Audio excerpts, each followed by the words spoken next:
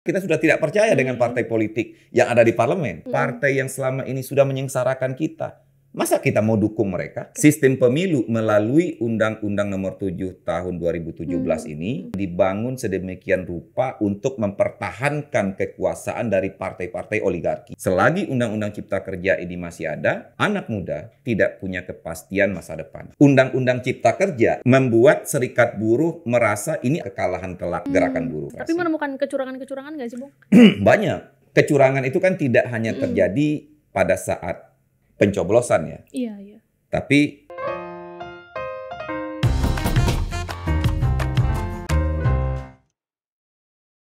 Halo teman-teman, kembali lagi di podcast For Your Pemilu yang muda yang berpolitik bersama saya Ayu Oktavi. Nah, ini masih di bulan-bulan Februari, itu masih bulan-bulan pemilu juga ya. Kita mau ngobrol-ngobrol banyak nih sama narasumber kita kali ini, masih seputaran pemilu gitu. Nah, sudah bersama saya, ini ada Pak Mas Bung Ilham Syah gitu ya, Ketua Badan Pemenangan Pemilu atau Bapilu dari Partai Buruh. Nah, kita mau ketuk tangan dulu teman-teman. Ini kita mau ngobrol banyak nih soal Partai Buruh gitu ya, Bung ya. Boleh mungkin gitu lihat kondisi sekarang gimana nih? Masih suasana pemilu, masih ngikutin hasil-hasil quick count sementara nggak sih? Iya masih. Kawan-kawan yang di daerah semua juga masih terlibat dalam proses pengawalan perhitungan suara di tingkatan kecamatan, karena mayoritas sekarang ini masih perhitungan suara di tingkatan kecamatan. Dan tentu semua mesin partai juga memang didorong untuk memastikan itu. Ada prediksi-prediksi nggak? Kemarin-kemarin ini lihat hasil quick count sementara. Enggak, kalau kita punya sebuah partai politik punya targetan, pasti waktu itu partai punya target kan. Dari awal kita membangun partai itu, target pertama kami itu adalah bagaimana partai ini bisa lolos verifikasi dan menjadi peserta pemilu. Itu pertama kali ya? Itu pertama, karena ini kan Partai Buruh ini kan partai yang memang dulu pernah ada di zamannya almarhum Muchtar Pakpahan. Tapi kan setelah tahun 2009 kan itu vakum partainya.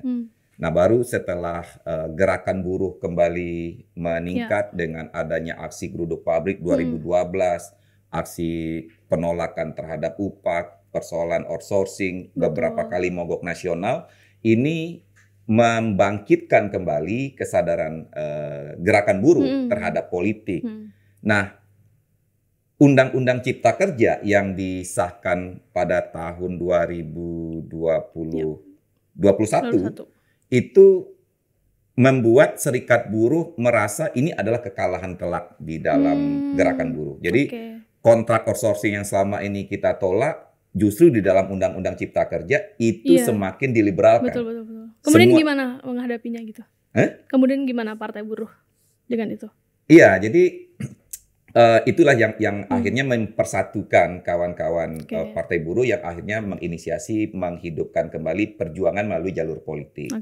Nah, makanya karena waktu kita pendek pada waktu itu di tahun 2021 kurang lebih sampai sekarang 2,5 tahun, di tengah situasi COVID lagi, kawan-kawan berbagai macam unsur yang ada di Partai Buruh akhirnya menghidupkan kembali partai dan mendeklarasikan Partai Buruh untuk menjadi peserta pemilu. Dalam waktu yang singkat, di tengah situasi COVID, menurut saya capaian pertama, targetan pertama untuk partai ini bisa lolos menjadi peserta pemilu, ini capaian yang luar biasa dari konsolidasi politik kelas pekerja di Indonesia. Tidak mudah loh untuk lolos verifikasi dan menjadi peserta pemilu. Lolos dulu aja gitu ya? Iya, karena kita sama-sama tahu kan persyaratan melalui undang-undang pemilu itu memang persyaratan yang dibuat sedemikian rupa oleh kekuasaan untuk selama ini memang menghambat munculnya atau lahirnya kekuatan politik alternatif dari gerakan rakyat.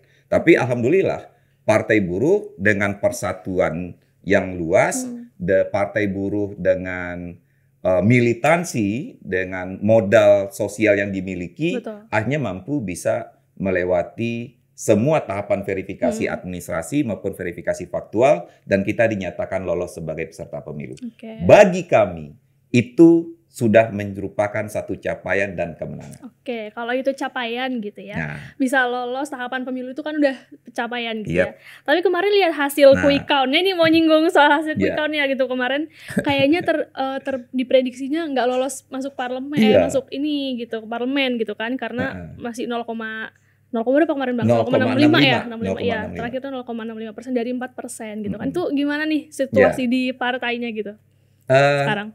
Setelah kita melihat hasil quick count, tentu target kita setelah kita lolos verifikasi itu kan kita targetnya pasti menang kan. Iya, betul. Kita ngambil target waktu itu untuk lolos parliamentary threshold. Target suara kita minimal 6 juta. Dalam kalkulasi kita dengan jumlah anggota harusnya bisa kita mencapai itu.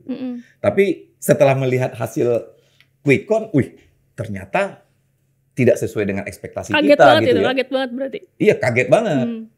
Nah, dari situlah kita akhirnya mencoba mengevaluasi, mempelajari banyak hal yang kita dapatkan pembelajaran Salah dari satu evaluasinya apa sih, prosesnya. Bang? Pertama, proses evaluasi pertama di kita pembelajaran ternyata kesadaran kelas dari pekerja itu sendiri itu masih jauh. Oke. Artinya masih rendah kesadaran kelas, yang mana kesadaran kelas ini, yang saya masuk kesadaran kelas ini gini ya. Kesadaran antara relasi hubungan dirinya sebagai kelas pekerja dengan secara ekonomi dengan alat produksi. Oke. Nah, dia sebagai satu kelas pekerja buruh yang jumlahnya begitu banyak, selama ini tidak menyadari bahwa dia adalah kelas yang sebenarnya berhadapan dengan kelas pemilik modal. Oh ya. Nah, dalam konteks politik, kita sudah mengidentifikasikan diri sebagai partai kelas pekerja. Dan kenapa kita tidak mau mendukung partai politik yang ada di parlemen selama ini? Betul. Karena kita sudah juga menyimpulkan mereka adalah partainya para pemilik modal. Nah, konteks di dalam kesadaran kelas, harusnya kan buruh berpikir, wah ini kelas saya harusnya mendukung Tapi partai masih buruh. banyak yang belum Tapi menyadari ternyata itu ya. masih mendukung partainya pengusaha kan. Iya. Nah, di situ kita mengevaluasi ternyata kesadaran yang umum di masyarakat atau mungkin kerja keras kita dalam pendidikan politik kepada anggota dan kepada masyarakat masih kurang. Dan itu kita akui, selama ini serikat buruh masih banyak memberikan pendidikan-pendidikan sifatnya normatif. Tentang organisasi, tentang perjanjian kerja bersama, tentang undang-undang gitu ya. Sifatnya normatif gitu. Tapi dalam pendidikan politik masih minim. Nah, tentu itu menjadi PR bagi Partai Buruh ke depan, dan kita sudah kemarin mendiskusikan bahwa partai harus membuat sekolah politik. Jadi evaluasi dari situ kita akan membuat sekolah partai untuk pendidikan politik bagi anggota kita. Tapi kalau untuk menumbuhkan kesadaran di masyarakatnya sendiri tuh soal buruh deh, mereka tuh supaya sadar mereka tuh sebenarnya juga masuk ke dalam klasifikasi buruh gitu loh, untuk para pekerja-pekerja gitu. Iya, makanya selama ini kan kita selalu menjelaskan setiap kesempatan bahwa buruh itu adalah orang yang menerima upah, pekerjaan, dan menerima perintah. Nah, kalau kita masuk dalam kategori ini, mau kita yang bekerja di Sudirman, mau bekerja di pelabuhan, mau yang menjadi sopir, mau yang bekerja media, mau yang bekerja di pabrik, itu kategorinya adalah tetap buruh. Gitu kan, iya. Gitu. Nah, karena identitasnya itu kan spesifikasinya kan jelas ya. Iya. Orang yang menerima upah, gitu, orang yang menerima pekerjaan. Nah, masyarakat karena memang stigma yang dibangun oleh Orde Baru itu kan memang sengaja menghilangkan jejak revolusioner dari kata-kata buruh. Dulu di zaman Soekarno, Menteri Tenaga Kerja yang sekarang ini, dulu namanya Menteri Perburuhan. Tapi oleh Orde Baru diganti menjadi Menteri Tenaga Kerja. Di masa Orde Baru, mulai ada penghalusan bahasa. Buruh itu dianggap sebuah pekerjaan yang kasar. Yang kayaknya kasar banget, rendah banget gitu ya. Pekerjaan rendah. Lalu dibangun satu narasi baru, pekerja, karyawan, pegawai, padahal substansinya semua tetap buruh juga. Cuman karena ini sebenarnya politis, hanya untuk menghilangkan jejak-jejak revolusioner dari sejarah gerakan buruh di Indonesia. Baik itu sebelum kemerdekaan maupun setelah kemerdekaan. Nah, Orde Baru berkepentingan di dalam hal itu menghilangkan kata-kata buruh itu, sehingga banyak sekarang ini orang, wah, saya kan karyawan, oh saya kan pekerja, gitu kan. Padahal dia sebenarnya buruh. Karena mereka menganggap kerja di kantor itu bukan buruh. Gitu kan? Iya, karena yang dibangun tadi kan buruh adalah orang kuli bangunan. Oke. Mungkin sepertinya menumbuhkan kesadaran itu dulu sih yang masih sulit gitu ya, Bung ya. Oke. Tapi meskipun nggak bisa maju ke parlemen gitu, akhirnya kedepannya akan ada planning seperti apa sih gitu, maksudnya untuk terus membersamai rakyat gitu, maksudnya apakah ada sebelum kalau untuk membersamai rakyat itu pasti ya. Betul. Tapi saya mau sedikit menambahkan tentang selain dari faktor internal itu tadi, bagaimana tingkat kesadaran yang masih butuh untuk di-upgrade lagi, kita juga melihat bahwa memang sistem pemilu ini tidak menguntungkan bagi kita. Sistem pemilu ini membuat rakyat akan selalu pragmatis. Sistem pemilu melalui Undang-Undang Nomor 7 Tahun 2017 ini, itu adalah sebuah sistem yang dibangun sedemikian rupa untuk mempertahankan kekuasaan dari partai-partai oligarki yang ada pada hari ini. Apa contohnya? Pertama, dalam undang-undang itu, persyaratan untuk partai politik peserta pemilu itu begitu berat. Betul. Bayangkan saja, harus punya struktur di 100% provinsi, 75% kota kabupaten, 50% kecamatan, harus mempunyai anggota 1.000 atau 1/1000 di setiap kota kabupaten. Dia harus punya sekretariat, dia harus rekening bank, dan administrasi yang lainnya. Dan Indonesia ini negara yang sangat besar. Betul. Dan itu bukan satu hal yang mudah untuk memenuhi persyaratan tersebut. Karena nanti akan diverifikasi secara administrasi dan diverifikasi secara faktual. Ini sistem ini sudah jelas akan menghambat partisipasi politik dari kekuatan-kekuatan politik yang ada. Kedua, undang-undang ini juga mengkondisikan selalu politik transaksional. Kenapa? Karena di dalam aturan undang-undang ini juga yang membatasi hak partai politik untuk mencalonkan calon presidennya sendiri.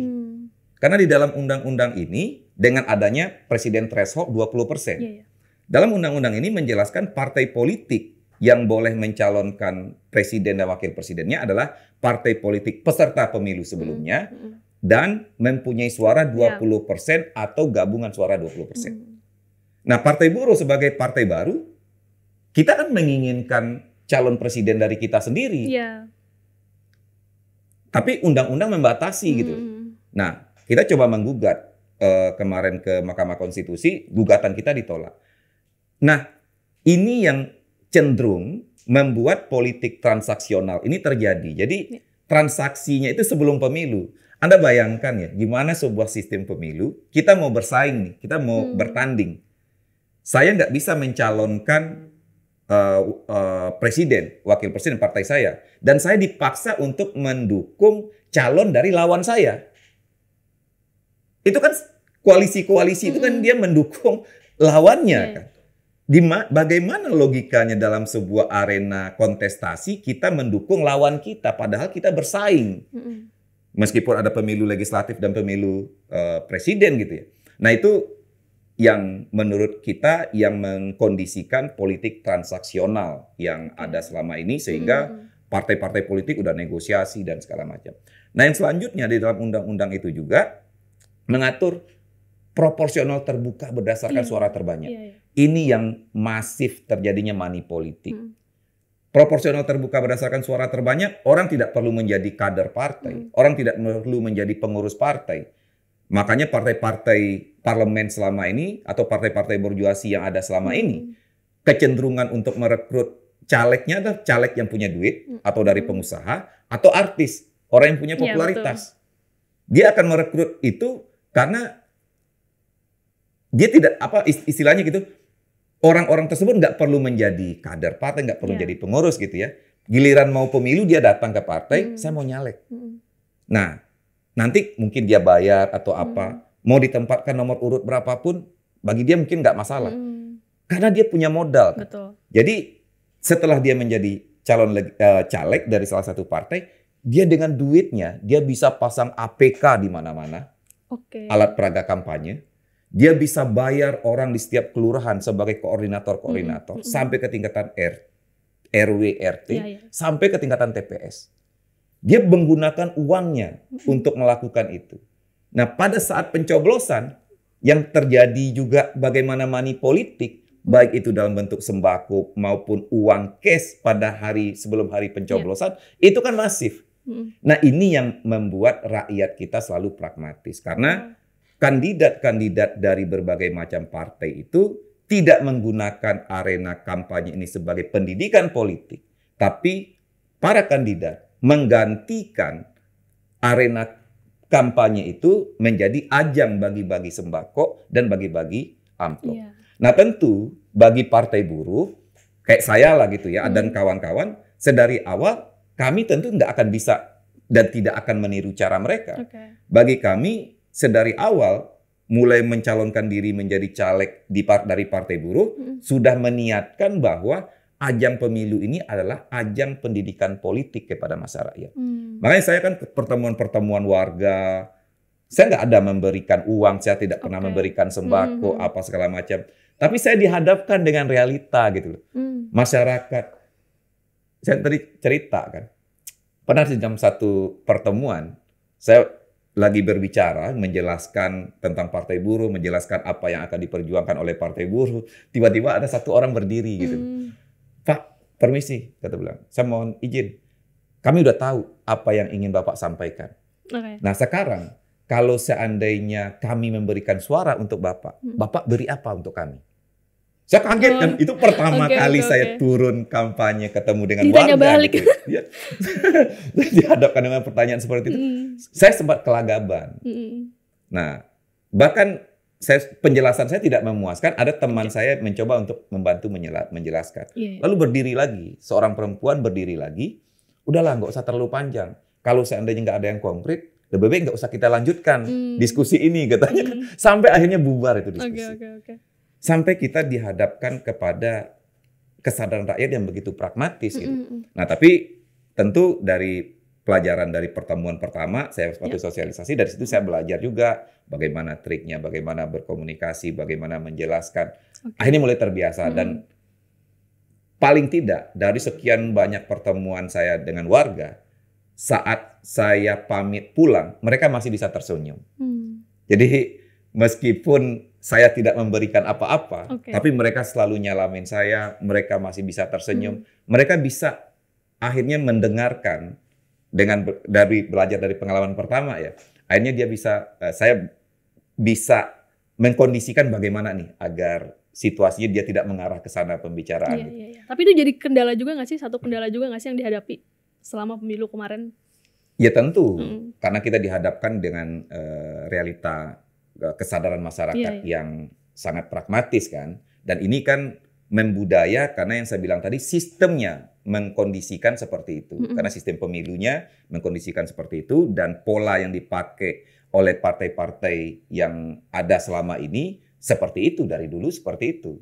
Nah sehingga itulah yang membuat realita di mana rakyat memilih sebuah partai politik, memilih kandidat, memilih capres bukan berdasarkan program apa yang dia tawarkan atau track record dari kandidat tersebut, tapi siapa yang memberi dia sembako, siapa yang memberi dia uang, akhirnya rakyat pragmatis dengan kondisi seperti itu. Gitu. Nah tentu ini PR besar bagi kita ke depan. Tapi kendala utamanya apa selama pemilu kemarin?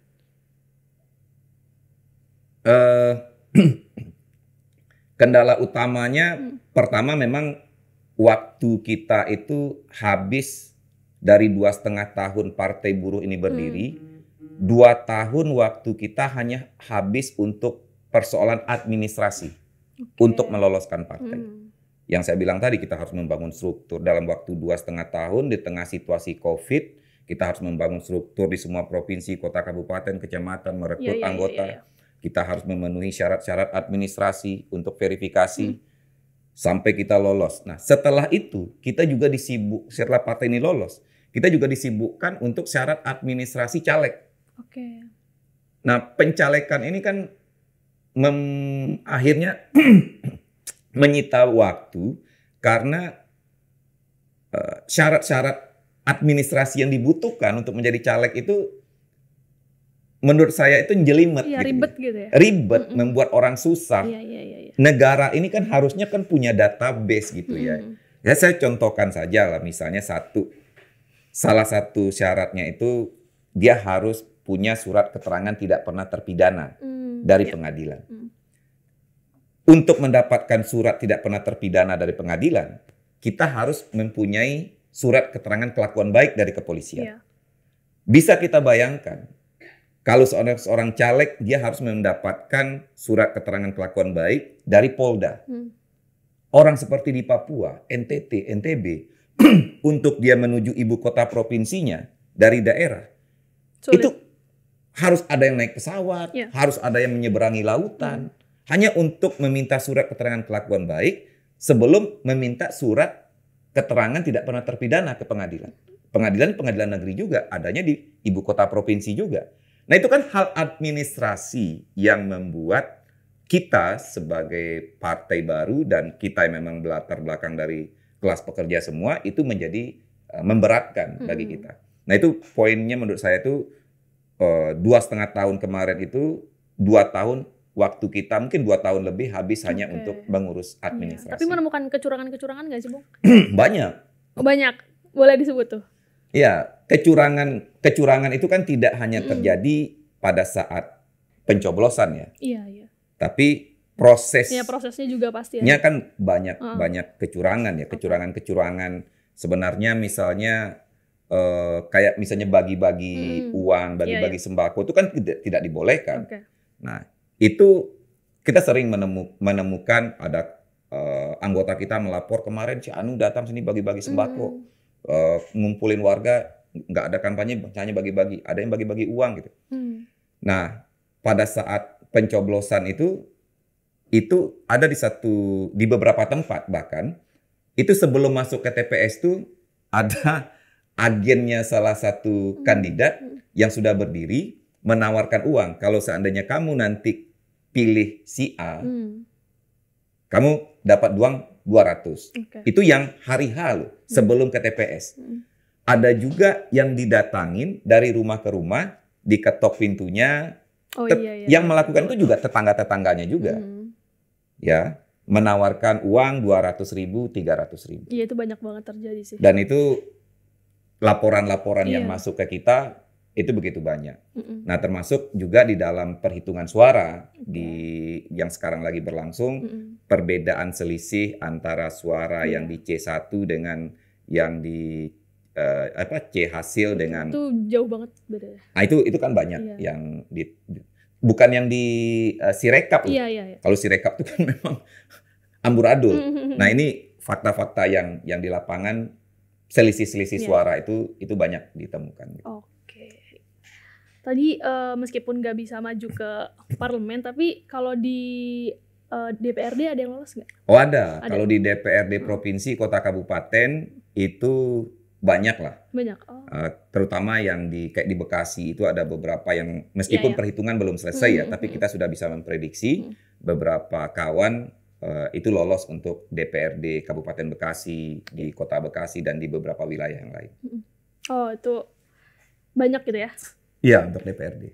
Nah ini sebenarnya banyak orang sih yang bilang kalau Partai Buruh itu kan kemarin beberapa kali baca juga gitu di internet atau di media sosial tuh banyak yang bilang kan Partai Buruh itu kan mungkin anggarannya, kampanyenya gitu nggak sebesar partai-partai lain gitu ya. Dan sebenarnya banyak banget juga yang kaget kok bisa sih pedagang, terus juga ojol tuh ada yang bisa nyalon gitu. Iya kemarin tuh kayak gitu juga banyak tuh di internet tuh.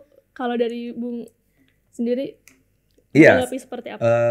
Karena memang partai ini dibangun gotong royong dari awal. Dibangun oleh semua serikat buruh, serikat petani, ada jaringan advokasi pekerja rumah tangga, jaringan rakyat miskin kota, guru honorer, ojol, organisasi ojol gitu. Jadi memang partai ini memang dibangun oleh arus bawah Dan kita memang memberikan ruang kesempatan seluas-luasnya dan memprioritaskan kepada kawan-kawan yang terlibat dalam proses pembangunan ini untuk maju menjadi kandidat menjadi caleg. Nah, sehingga kita memang memprioritaskan. Ini kan sebagai ajang melatih kesadaran politik untuk dia bertarung, fight untuk memperjuangkan nasib dia melalui jalur politik.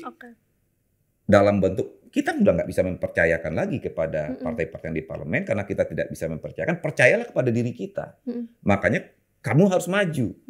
Oh, saya nggak ada modal. Ya kita semua sama-sama nggak ada modal. Modal kita itu ada modal sosial. Modal kebaikan kita mengorganisir, kita mengadvokasi, kita menolong orang selama ini. Itulah modal kita. Jaringan-jaringan yang kita bangun, itulah modal kita. Gitu. Nah itu yang membuat kawan-kawan percaya diri, yang ojol, yang ada Uni yang Jakarta Selatan sini, pekerja rumah tangga. Nah, itu kan sempat viral kan. Lalu ada pedagang bakso, ada macam-macam. Memang dari berbagai macam lapisan masyarakat bawah, memang Partai Buruh memberikan ruang kepada kelas pekerja ini seluas-luasnya untuk mereka mulai mengekspresikan dirinya dalam perjuangan politik, maju menjadi calon legislatif. Kemudian kampanyenya itu anggarannya dari mana tuh dikumpulin? Iya, kalau baliho gitu kan. Itu anggarannya dari masing-masing. Oh, sendiri gitu apa dikumpulin gitu juga, Bu? Enggak, jadi kalau ada kayak bendera partai yang cetak gitu ya, ada. Cuman beberapa lah. Kita nggak mungkin memenuhi untuk secara nasional. Ada partai cetak beberapa bendera, ada kalender gitu. Tapi untuk kampanye-kampanye di bawah itu semuanya dari swadaya dari kawan-kawan itu tadi. Misalnya nih yang sempat rame itu kan kayak Mbak Yuni itu yang pekerja rumah tangga. Bener. Dia mengalokasikan 400.000 dari sisa gajinya 1 bulan. Dia anggaran kampanye dia itu cuma hanya 2.500.000. Dia cetak beberapa stiker, dia bagi-bagi dari rumah, dia diremehkan orang gitu. Tapi suaranya lumayan. Saat sekarang ada artis yang coba maju kalah suara artis sama dia. Dan di kawan-kawan yang lain ojol misalnya bikin-bikin stiker, nanti di mana pangkalan dia bagi sesama teman. Saya sendiri misalnya bikin stiker, bikin selebaran, kita bagi-bagikan kepada anggota.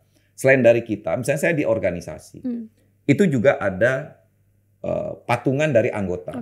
Jadi satu pabrik mereka patungan-patungan, kayak di saya itu kan ada yang nyumbang 10 juta. Nah kebetulan saya di konfederasi kan, ada yang nyumbang 3 juta, ada yang nyumbang 4 juta, macam-macam.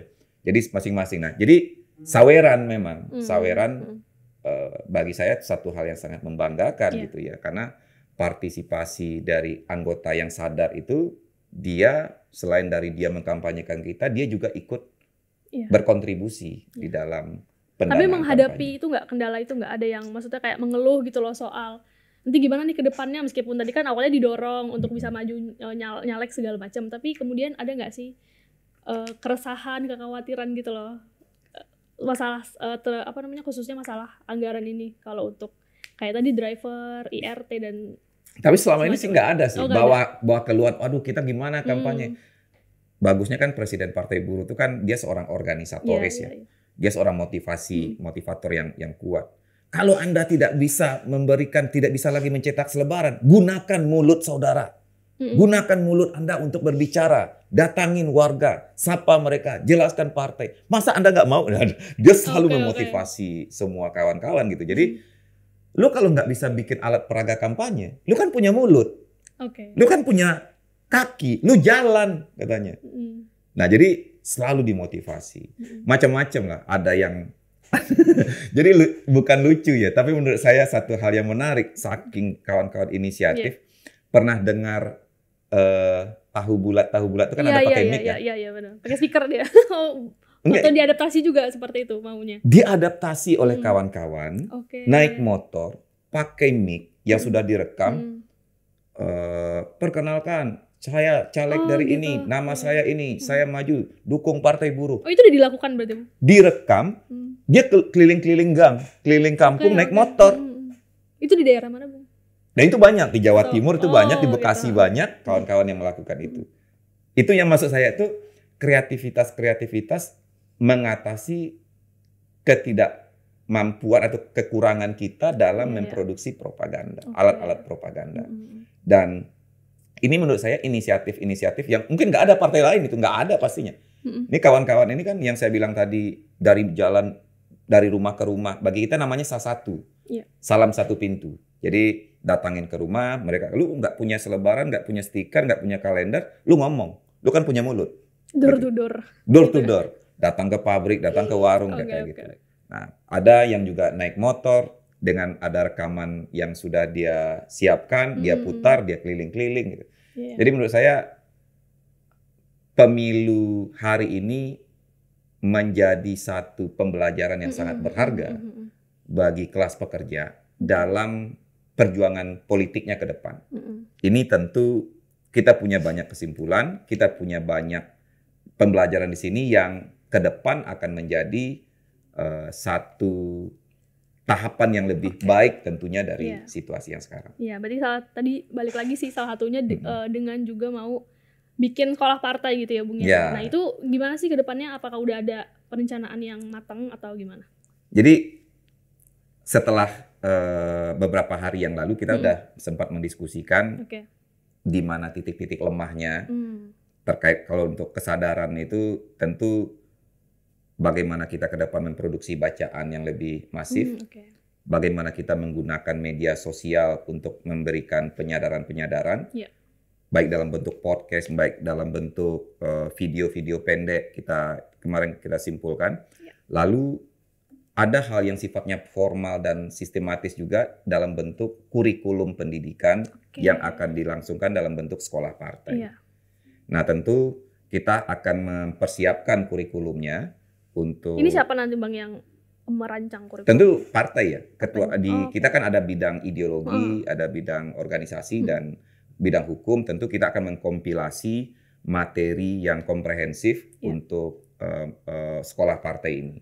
Dan harapannya kita selesai Lebaran itu sudah kita tancap gas lagi. Kita nggak mau lagi waktu. Ya dari sekarang harus dipersiapkan. Mau menarik anak-anak muda juga nggak Bang? Karena di medsos tuh banyak banget yang bilang sepertinya Partai Buruh ini terlalu ada di bubble untuk orang yang tua gitu kan. Kalau misalkan ngomongin soal buruh gitu segala macam. Kemudian anak-anak muda ini apakah akan ditarik juga? Tentu anak muda ini paling berkepentingan terhadap Partai Buruh. Karena yang saya bilang itu tadi kan, anak muda ini kan orang yang akan mempunyai masa depan. Dengan sistem hubungan kerja, hubungan industrial, aturan undang-undang ketenaga kerjaan yang ada pada hari ini, yang paling terdampak dari itu adalah anak muda. Anda bisa bayangkan sekarang ini, anak muda yang baru lulus sekolah SMU ataupun kuliah, masuk ke dunia kerja, dia dihadapkan dengan situasi kerja kontrak atau outsourcing. Dia dihadapkan dengan situasi politik upah murah. Anak muda dengan situasi undang-undang yang ada sekarang ini, dia tidak bisa memprediksi masa depannya. Dia tidak bisa membuat perencanaan masa depannya. Karena status hubungan kerja kontrak outsourcing. Satu-satunya partai yang konsen terhadap persoalan ketenaga kerjaan ini hanya Partai Buruh. Makanya anak muda berkepentingan sekali mendukung Partai Buruh dan menjadikan Partai Buruh ini sebagai alat perjuangan mereka. Karena ini yang namanya Partai Buruh tentu konsen utamanya masalah ketenaga kerjaan yang pertama kan. Lewat sekolah politik ini mungkin bisa lewat sekolah politik. Gitu ya? Nah kedua, sebenarnya kita di akhir lah sebelum pencoblosan kemarin, kita mendapatkan dukungan luas dari anak muda melalui Twitter, terutama Twitter, bahkan beberapa kali trending topik. Beberapa influencer yang di Twitter akhirnya membantu kampanye Partai Buruh, kita nggak kenal ya. Mereka ikut mengkampanyekan Partai Buruh sehingga beberapa kali viral. Bahkan sesama simpatisan Partai Buruh di media sosial, di Twitter itu, membentuk satu wadah bersama namanya Gemuruh. Gerakan Menangkan Partai Buruh. Itu inisiatif dari mereka. Nah, dengan kabar, ini satu hal yang positif tentunya bagi Partai Buruh. Nah tentu Partai Buruh berterima kasih sekali dengan kehadiran anak-anak muda meskipun di saat-saat terakhir gitu ya. Dan kita harap ke depan ini terus membesar dan partai akan membuka ruang sebesar-besarnya untuk angkatan muda. Karena masa depan Anda yang tidak jelas pada hari ini hanya bisa diperjuangkan melalui perjuangan politik. Selagi Undang-Undang Cipta Kerja ini masih ada, kontrak outsourcing akan terus merajalela dan anak muda tidak punya kepastian masa depan. Karena dengan status hubungan kerja yang tidak ada. Berarti rencananya kapan ini akan resmi dibuka sekolah politiknya dari Partai Buruh? Secepatnya lah, Pak. Karena kita lagi mempersiapkan tahun ya. Ini? Kita lagi tahun ini, seolah tahun ini di akhir tahun lah paling. Bayangan saya itu akhir tahun lah itu udah bisa dijalankan. Oke, baik, kita mau maju nih kan habis pemilu akan ada pilkada gitu. Oke, ini strategi dari Partai Buruh sendiri gimana nih untuk nanti November mendatang? Ya, di dalam pilkada kita sudah juga membicarakan itu, kita akan mengambil peran. Ada 2 strategi yang akan kita lakukan. Pertama, di dapil, terutama nih di dapil-dapil di daerah-daerah industri. Di daerah-daerah industri yang kita punya wakil nanti di DPRD, kita akan memajukan calon kita melalui partai. Kita melalui partai politik, kita akan mengusung entah itu bupatinya atau wakil bupatinya, atau wali kota atau wakil wali kotanya. Atas nama partai, kita tentu akan mencari partai lain untuk bisa bersama-sama. Itu yang melalui jalur partai. Yang kedua, kita akan juga mendorong untuk di pilkada ini, di dapil-dapil yang misalnya kita tidak punya kursi, kita akan menggalang konsolidasi dengan gerakan masyarakat sipil yang ada di sana untuk memajukan calon dari jalur independen. Jadi 2 strategi ini kita akan jalankan di dalam upaya bagaimana mendorong politik kelas pekerja ini lebih maju untuk bertarung di dalam setiap arena kontestasi. Karena pertarungan-pertarungan elektoral ini akan melatih diri, akan menempa, akan membangun mesin, menghidupkan mesin, menggerakkan mesin, dan ini terus harus dilatih. Karena pengalaman demi pengalaman itu akan semakin mematangkan kelas pekerja di dalam perjuangan politik. Itu lebih optimis dong untuk pilkada. Oh iya, kita maksud saya tuh optimis dalam perjuangan ke depan ya, bahwa pilkada adalah salah satu ajang yang akan kita hadapi dan akan kita gunakan juga sebagai ajang untuk pertarungan. Kita akan selalu optimis dan mendorong semua mesin organisasi, terutama di basis industri, lalu berkonsolidasi dengan berbagai macam organisasi-organisasi gerakan rakyat di luar Partai Buruh, itu juga untuk mendiskusikan kandidat-kandidat dari gerakan untuk maju dalam arena kontestasi pilkada. Oke, tapi kan kalau di Pilpres kemarin kan Partai Buruh bilang nggak mendukung salah satu paslon kan dari Capres-Cawapres kemarin. Nah, tapi nanti di pilkada apakah akan bikin semacam kontrak politik juga dengan yang diusung nanti? Ya, pertama kita akan memprioritaskan, kita akan mengusung calon dari kita, kandidat dari kita. Kita belum, makanya saya bilang kalau seandainya nggak bisa mengusungnya nanti melalui jalur partai, kita akan upayakan mengusung melalui jalur independen. Ya tentu beraliansi bersama dengan organisasi lain. Nah, kita belum memikirkan untuk mendukung kandidat lain dari partai lain. Pasti kita akan mengedepankan kandidat dari kita sendiri gitu loh. Calon dari kita sendiri, dari Partai Buruh atau dari kalangan gerakan. Tapi kemarin kenapa sih akhirnya memilih untuk nggak mendukung Capres-Cawapres? Gimana kita mau mendukung? Apa soal Omnibus Law jangan-jangan ya? Pertama, Partai Buruh ini lahir, kita sudah menempatkan partai ini antitesa dari partai-partai politik yang ada. Karena kita sudah tidak percaya dengan partai politik yang ada di parlemen. Itu satu. Makanya kita sudah menyatakan kita tidak akan berkoalisi dengan partai parlemen.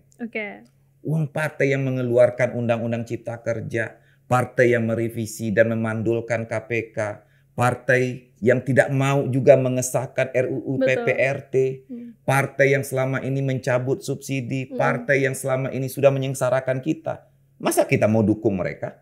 Makanya kita membentuk partai karena tidak percaya. Itu satu. Kedua, calon presiden yang oke lah kita nggak akan berkoalisi, kata Presiden Partai Buruh kan tidak akan berkoalisi dengan partai. Bisa saja nanti dengan capres, tapi ada syaratnya. Syaratnya ada calon presiden yang berani menyatakan kontrak politik dengan Partai Buruh untuk mencabut Undang-Undang Cipta Kerja. Ya. Tapi nggak ada Nggak satupun. ada ya satupun. Oke. Nggak ada satupun dari paslon 1, Ya kemarin Partai paslon Buruh 2, juga paslon sempat 3. kayak mengundang capres-capres untuk berdialog, tapi nggak ada yang Iya, menerima undangan itu gitu.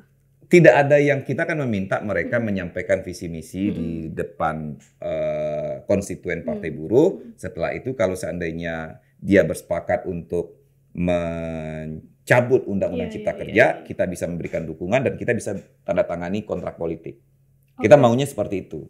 Tapi nggak ada yang menyanggupi itu. Ya sudah, kita memang akhirnya tidak mendukung. Dan itu menurut saya jauh lebih baik, sehingga Partai Buruh ini sebagai oposisi, tidak hanya oposisi dalam hal karena dia tidak masuk dalam pemerintahan, tapi dia oposisi secara ideologis terhadap partai-partai borjuasi yang ada. Jadi bukan posisi karena dia tidak masuk kalah capres, tapi ini memang harus ada posisi yang oposisi yang ideologis. Karena kan selama ini kan oposisi yang ada di Indonesia itu kan nggak ada yang ideologis antara partai-partai borjuasi, antar mereka kalah bersaing. Jadi antar sesama faksi borjuasi sebenarnya. Jadi secara ideologi mereka sama-sama penganut neoliberalisme semuanya. Nah kalau Partai Buruh tentu partai yang berorientasi untuk kepentingan mayoritas orang dan dia beroposisi secara ideologi dalam hal kebijakan politik, dalam hal kebijakan ekonomi. Contoh sederhananya saja, saya bilang, kalau Partai Buruh menginginkan alokasi APBN diperbesar untuk jaminan sosial dan subsidi, ya, partai-partai yang ada di parlemen selama ini kan justru mereka mengurangi APBN untuk jaminan sosial dan subsidi. Nah itu contoh dalam hal programatik, perbedaan yang sangat mendasar gitu secara ideologi. Nah jadi Partai Buruh ke depan tentu akan menjadi oposisi. Putaran kedua mau mendukung nggak, Bung? Emang ada putaran kedua? Oh nggak tahu ada atau enggak ya putaran kedua. Kayaknya nggak ada di putaran kedua. Ada. Oke baiklah nih. Kemudian last deh kita udah mau selesai gitu ya, Bung. Boleh dong dikasih tahu gitu ke teman-teman target dan strategi 5 tahun ke depan deh untuk menghadapi 2029 gitu. Apa dari Partai Buruh? Ya, pertama belajar dari pengalaman yang ada selama ini. Yang saya bilang tadi, kita akan mendorong mengadakan pendidikan sekolah politik untuk partai. Kedua, kita akan mendorong terbentuknya struktur-struktur di teritorial. Kalau kemarin kan struktur yang diandalkan oleh Partai Buruh kan strukturnya ada di pabrik dan di kawasan industri. Sedangkan TPS adanya di teritorial atau di perkampungan.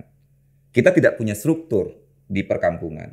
Jadi Partai Buruh ke depan akan mendorong pembentukan struktur-struktur rakyat di perkampungan-perkampungan.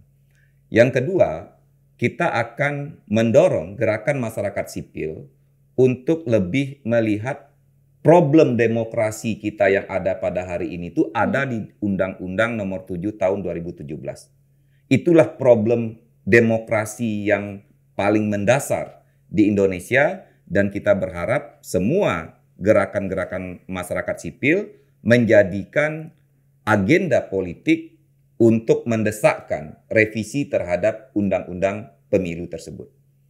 Yang ketiga, kita akan mempersiapkan dari sekarang struktur untuk verifikasi karena tentu nanti kalau misalnya undang-undang seperti kita akan verifikasi, kita akan persiapkan dari jauh-jauh hari, kita akan siapkan caleg dari sekarang untuk misalnya saya akan maju di Dapil Jakarta Utara. Jadi saya harus mulai mempersiapkan dari sekarang sosialisasi, kampanye, pembangunan struktur yang lain-lain itu dari sekarang. Lalu kita juga mulai akan mempersiapkan orang-orang yang akan ditempatkan untuk menjadi saksi dari setiap TPS. Jadi itu yang ketiga, persiapan untuk menghadapi.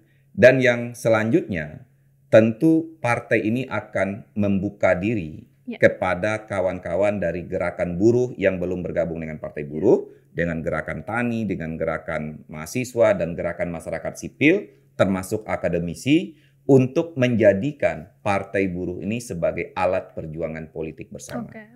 Nah, tentu strategi ini tentu harus terus dijalankan dari sekarang untuk Oke. persiapan 2029. Oke, mari kita lihat manuver Partai Buruh ke depan, teman-teman.